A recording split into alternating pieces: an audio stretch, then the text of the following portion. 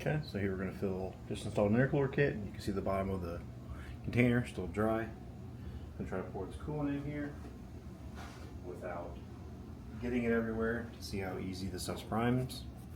I was told it's very hard to prime my intercooler system, so we're going to give this a shot and see if it'll prime.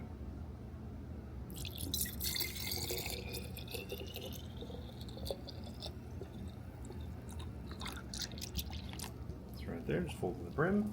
See it's bubbling because it's going down.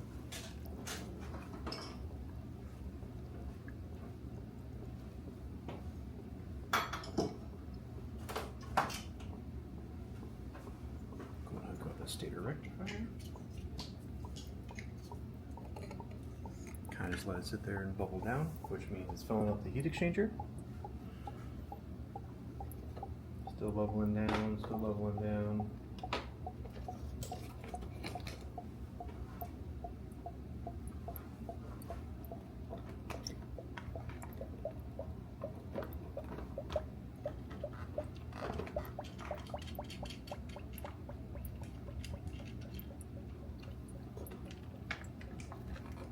Still sitting here waiting. I'll put the battery back on. Still here bubbling.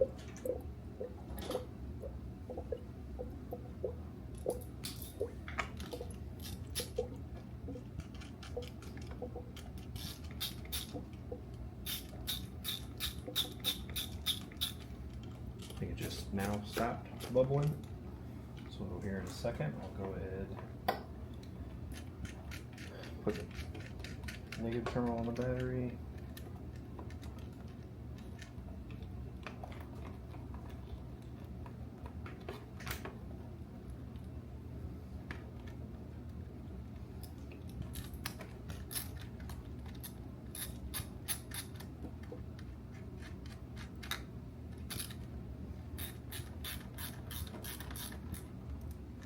All right, positive, negative are on. Some more pouring.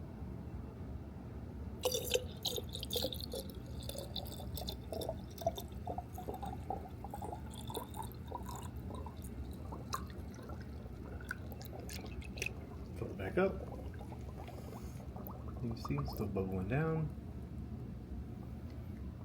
Okay, looks like it stopped bubbling down. Go ahead and fill it back up to the brim again.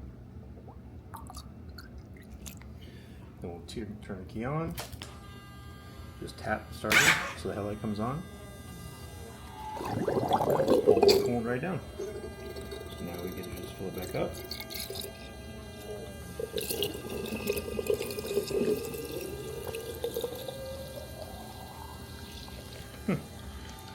System's pretty much bled.